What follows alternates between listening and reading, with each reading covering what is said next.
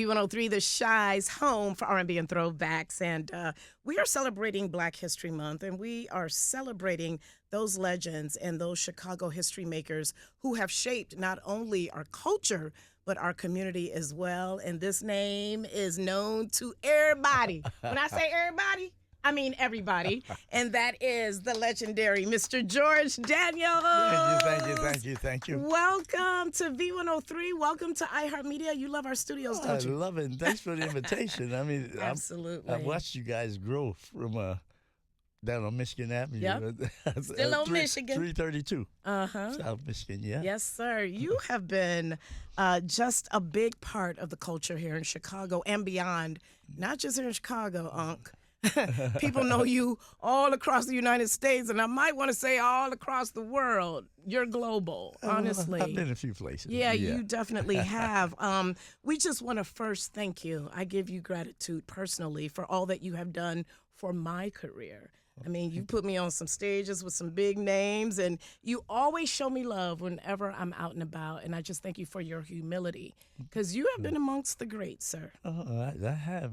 But, you know, my humility comes from my family. You know, we are from whence we come. Yes. And I had great parents who were business people as well. And so I was literally, my mother worked till the last half an hour before I was born in their first restaurant in the Bronx. Wow, Yeah, so it's a thing where my father always instilled in me the attitude of customer service. Yes, sir. You know, and it's a reflection of him. And for many, many years, you gave us great customer service with George's Music Room. But I wanted to ask, why didn't you follow in the footsteps of your parents who were in the restaurant industry? Well, just curious. Well, it's the jobs that I had. See, I was never without a job, ever. I mean, even from a youngster, I always found something, some kind of way to want to make a living, if you will. You know, we would never, like today with the music and all, it's about getting rich and breaking this off and having this and having.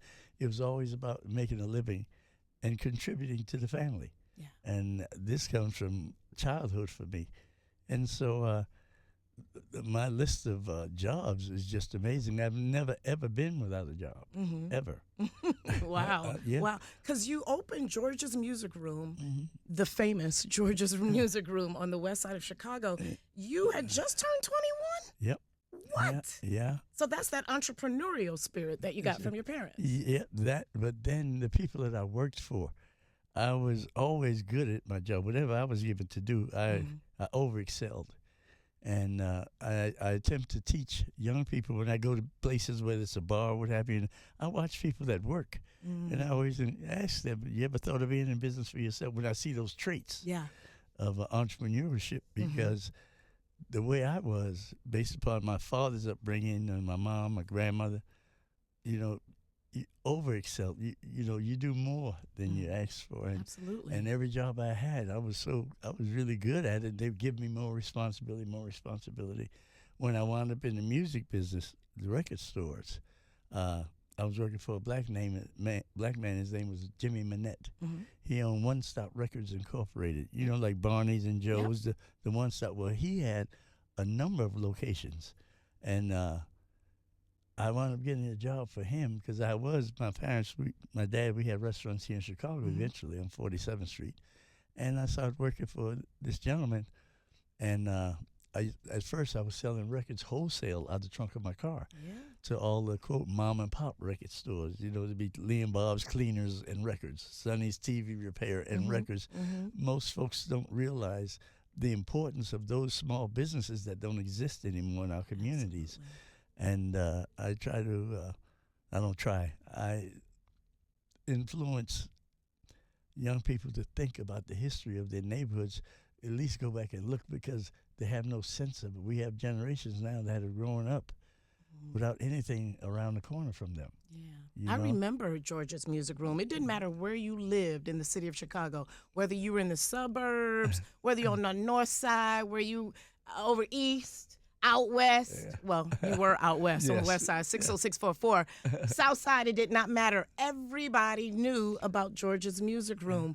What would you attribute the success of George's Music Room to? I mean, you had everybody there. Yeah. I remember one time when I was on GCI, We did an in-store with Mary J. Blige. That was the midnight sale, the 411 album. Man. That was so amazing. And one of the other things that people don't remember, that night, it blew my mind. The first black female senator of the United States, Carol Moseley Braun, she showed up at midnight to see Mary J. Yes. We had crowds out there. And one of the things that unique about George is it was always safe. Mm-hmm. I don't care what time of day or night. We did events, and the neighborhood protected our business. You know, I have a long history of being in that block. Mm-hmm. And when I first started George's, I literally convinced the landlord to give me 90 days credit on the rent. Wow. This was at 3937 Roosevelt. Yep. And I brought my record player from home. I went to Gardner's one stop on 75th, right off of Cottage. Mm-hmm. John Hall Jr., God rest his soul, he was working there, and he sold me my first albums, 6 albums and 145s. Wow. December. I mean, there used to be lines on the block. Oh, People would be on Roosevelt Road in the street with cars going by Yeah. trying to get to George's Music Room. Name some of the artists who have come through there Oh. that you were very instrumental in the success of their careers. I'm looking at artists now, I'm like, wait a minute, Shorty was at George's Music Room 20 years ago. Now they're this huge artist. Yeah, they become actors and actresses Yes. and what have you. Yes. Queen Latifah, Yep. Method Man, Mhm. Red Man. Mhm. Of course, she's at Mary J. Blige. I Yeah. mean, the list goes on and on and on. And so it was just the uniqueness of the store that I created. Once we moved into the store that you're familiar with, that was at 3915, which it had a fire and the building burnt up and what have you. It used to be a church, Mhm. and it was True Vine Baptist Church. Yep. And Pastor Hagler, the minister there, that was Marvin Hagler, the boxer. That was his Yes. grandfather. Yes. And so once we got Marvelous. in that store, that's when it all turned fantastic. I joined all the national trade organizations, which were usually records and radio. Retail was never involved on the black side. Mm-hmm. And so, but I would be the only black store at Jack the Rapper, BRE, Urban Network, Impact, all these conventions. Oh, yeah. And I got recognized, and this is where I met all these artists Mm-hmm. that were just beginnings. You know, they were rookies. They were being introduced to the industry, Mm-hmm. and I'd be the only store Oh, yeah. at these conventions. Yeah. And that's how I got to meet all of these kids, Just because they were amazing. teenagers. Yeah. I mean, from Fat Joe, you go Oh, on, yeah. and I you know, remember. Big Daddy Kane. Oh, I God, remember yeah. those days. and- Those and days were amazing. Look, and the yellow line on Roosevelt Road separated the 10th Police District from the 11th District. Mhm. And they used to love to come and cover my events. Oh, There of was never no course. trouble. And I had pictures with Snoop and the police and what have you. They Uh-huh. used to love to come there. So. That's great stuff, man. You have achieved so many accomplishments over the years. What would you say is that one that really, really sticks out? I know you got 1,000,005 of them, but can you think of one that just really sticks out? I mean, Well, you've done so much over the years, Uncle. You really have. Yeah. Proud of you.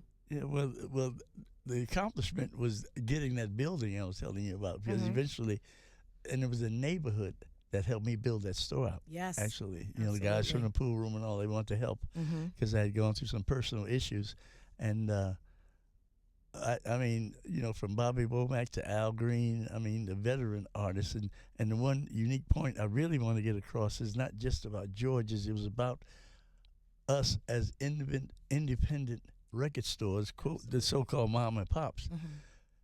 When they talk about 50 years of hip-hop, if it wasn't for the mom and pop record stores, it would not have been There it any is. 50 years of hip-hop, because the bottom line is record labels were not interested. All of these labels were independent. These were independent entrepreneurs with these small record labels that were distributed by a company here in the north suburbs called MS Distributors, Milt Salstone. He had all these different labels. Then we had some distribution on Michigan Avenue. Ernie and George Lena were United Record Distributors, the first black distributors of major labels in America. Mm-hmm. And those are my mentors as well. Clarence Avant, the Black Godfather. Of course. He was one of my mentors. Of course. Well, a there. lot of people call you the Godfather here in the Midwest. Yeah, well, I learned from the best. Yes, and Unc and so on and so forth. Yeah. Your name is actually woven into the fibers of greatness as it relates to music here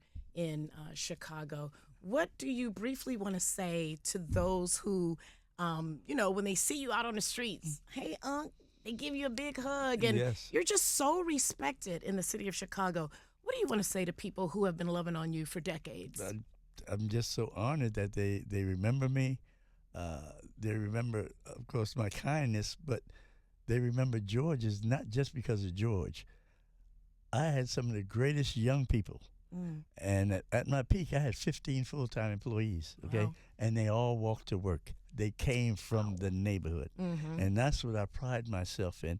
And all of them have gone on to do very well for themselves. And that's what I'm most proud of, how I was able to contribute to those youngsters that lived right there in Lawndale, North Lawndale.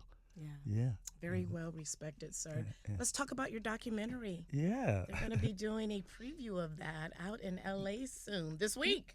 Coming Sunday at the Pan-African Film Festival. Actually, earlier last year, when the XL Film Festival was here, it was premiered at the University of Chicago, and it was pretty well received. Yeah. And so we're looking forward. I leave Friday, actually, because there's a number of events they're doing surrounding Leading it. up to it, Yeah, and so, it's going to be, what theater is it going to be in there? I forget the name. Oh, the Culver, Culver City Theater nice. in L.A. So what does it feel like to have a whole documentary about your life, Well, it's your legacy?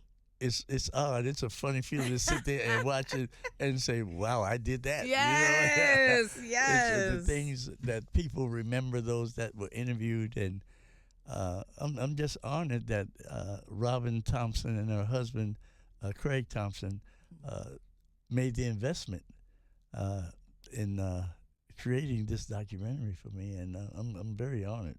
And we are very honored to have you as one of the 103 Chicago history makers. And I know the whole city of Chicago and beyond would agree with me in saying that you are truly a gem.